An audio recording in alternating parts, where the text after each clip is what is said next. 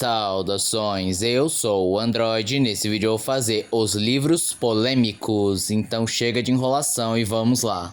O Homem Invisível de H.G. Wells. Todo mundo conhece a história do Homem Invisível, que é sobre um cientista que cria uma fórmula que o torna invisível, mas com o passar do tempo ele acaba enlouquecendo, perdendo a sua sanidade, sendo bem mais manipulador e cruel, fazendo várias atitudes maldosas, manipulando pessoas, fazendo coisas horríveis, e foi por conta disso que em alguns lugares esse livro acabou gerando muita controvérsia e foi banido, porque não gostavam da ideia de um personagem muito violento, manipulador, e não seria um ótimo exemplo, principalmente em escolas. Mas em geral esse livro não é lá muito difícil de se encontrar. E se você viu a primeira parte dos autores polêmicos, sabe que o H.G. Wells foi um indivíduo bem polêmico devido a algumas declarações e pensamentos que ele tinha. O Apanhador no Campo de Centeio, mas a maioria das pessoas conhece como o livro que o assassino John Lennon estava lendo e se inspirou para cometer o crime.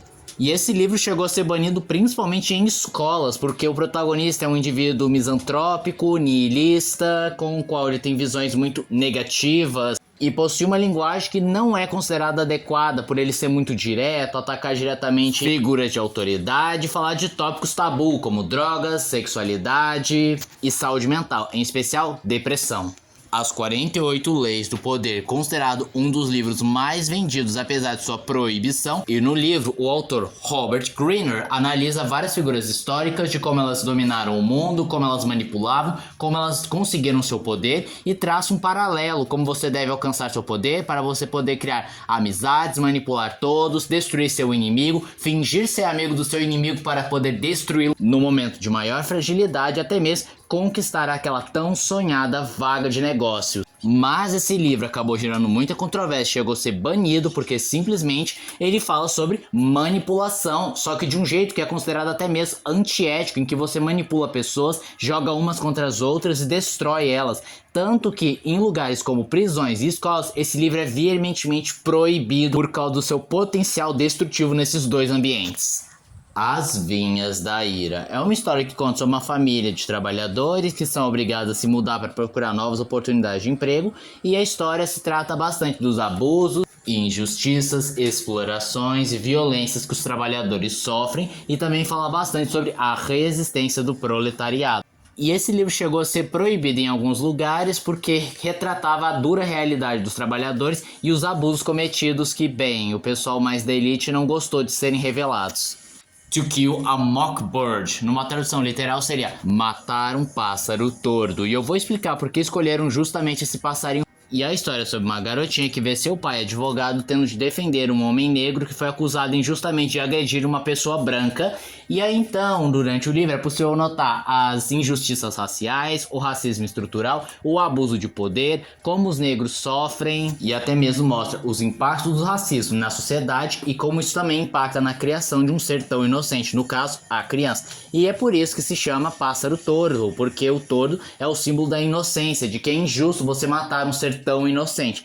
E por abordar questões de racismo, destacando principalmente os abusos, além de ter uma linguagem considerada racialmente carregada, esse livro foi proibido. A Divina Comédia, uma das obras mais clássicas do autor italiano Dante Alighieri, com o qual ele viaja pelo umbral, passando pelo inferno, purgatório, até chegar no paraíso para encontrar a sua Beatriz. E o que se destaca é que Dante descreve cada passagem do inferno, do purgatório e dos céus, colocando a questão do contrapeso, ou seja, um pecado que você cometeu em terra será proporcional ao sofrimento que você terá no inferno, ao invés de um sofrimento uniforme e indiscriminado que muitas vertentes da Bíblia defendem. E em lugares em que a igreja era extremamente forte, esse livro acabou sendo banido por ser considerado uma blasfema, uma ofensa, um ataque direto à religião. E vale ressaltar que até hoje várias pessoas não gostam da Divina Comédia e repreendem a mesma, como por exemplo evangélicos. A Revolução dos Bichos, de George Orwell, um livro que conta a história de um grupo de animais que vive numa fazenda que se cansaram dos abusos e do controle de seu humano e decidem fazer uma revolução com um lema dizendo que todos são iguais, mas não demora muito para que os porcos tomem o controle e façam um regime muito pior do que os humanos, pedindo favores, punindo aqueles que os desobedecem e com um novo lema: todos são iguais, mas alguns são mais iguais que os outros. Uma clara crítica alegoria aos regimes totalitários, em especial o regime comunista. além de abordar a questão da corruptividade do poder absoluto. Por conta de seu conteúdo e críticas, ele foi banido nas regiões da União Soviética e que tinham viés bem mais comunistas. Fahrenheit 451, escrito por Ray Bradbury, a história conta sobre um futuro distópico em que o governo queimou todos os livros porque são considerados itens perigosos. E o protagonista é um dos bombeiros responsáveis por queimar os livros, e ele começa a se questionar por que faz isso, e por conta disso ele faz parte da nova revolução daqueles que querem preservar os livros. Esse livro foi banido em vários lugares por fazer críticas ácidas a algumas entidades como governo e religião, e também por abordar questões da manipulação e como o poder absoluto corrompe aqueles que estão lá.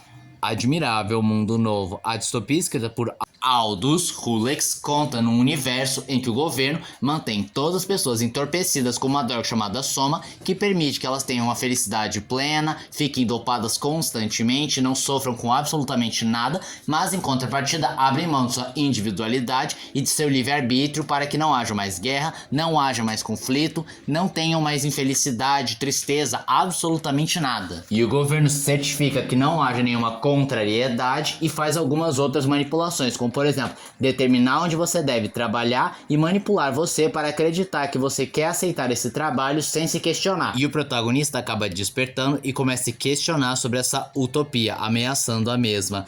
É um livro que gerou muita controvérsia para abordar a questão da manipulação do governo, por alguns tópicos como droga e sexualidade que haviam durante o livro, além de mostrar que o poder absoluto e sem restrições corrompe aqueles que o utilizam. 1984, com certeza um dos livros mais clássicos quando se fala de distopia, escrito pelo também George Orwell, o mesmo autor de Revolução dos Bichos, a história sobre um governo distópico e totalitário que manipula seus habitantes, criando a nova língua, uma língua única que impede que você consiga pensar, logo você não pode se rebelar, assim como o mundo ali presente é a Oceânia, um lugar único, sem nenhuma variedade, além deles defenderem um pensamento contraditório que você é obrigado a aceitar que duas ideias, mesmo que contraditórias, fazem sentido e podem coexistir. Além de, é claro, ter o famoso Big Brother, ou o irmão o olho que constantemente está vigiando tudo e a todos. E o protagonista começa a despertar para esse governo, só que ele se torna uma ameaça sobre essa distopia. Na época da Guerra Fria, esse livro foi proibido em 2 lugares, nos Estados Unidos e na própria União Soviética, por falar sobre o totalitarismo, a manipulação e como o poder absoluto e sem restrições corrompem aqueles que utilizam. O Manual do Anarquista, considerado por muitos um dos livros mais perigosos existentes, pois ele é um livro que te faz não só questionar os governos e onde você está inserido, como também como causar uma revolução e aplicar o anarquismo. E esse livro foi considerado uma ameaça não só por abordar questões da manipulação do governo e carregar um ar de rebeldia, como também ele foi considerado um manual de como fazer um pequeno terrorismo, tendo um trecho específico que te ensina até mesmo como você faz uma bomba caseira com apenas um cano de PVC. O Declínio de um Homem, para muitas pessoas, é considerado um livro extremamente perigoso por se tratar de um personagem que é fortemente inspirado no autor. Por isso, existe essa carga bem mais pessoal e melancólica em que ele revela seus traumas, os abusos que ele sofreu, suas desilusões e até uns pensamentos controversos, como alguns pensamentos misóginos, ou que ele só agiu como um babaca, mas não percebe, pois ele está repleto de autopiedade, está sofrendo mentalmente. Tá, mas por que esse livro é considerado perigoso? Você deve estar se perguntando. Pois simplesmente, o livro, no meio dos devaneios do personagem, romantiza o suicídio, pois como eu mencionei, o personagem sofre com uma depressão severa desde sua infância e ele constantemente cogita o suicídio e ele ama a ideia de tirar a própria vida, e para alguém que está sofrendo pode ser um tanto perigoso. Isso não é uma regra, mas também não é recomendado. E uma curiosidade interessante é que o autor é o Osamu Dazai, um dos autores mais prolíficos do Japão, e que ele realmente sofreu de uma depressão severa e tentou várias vezes tirar a própria vida, até que ele conseguiu se matar com apenas 39 anos de idade.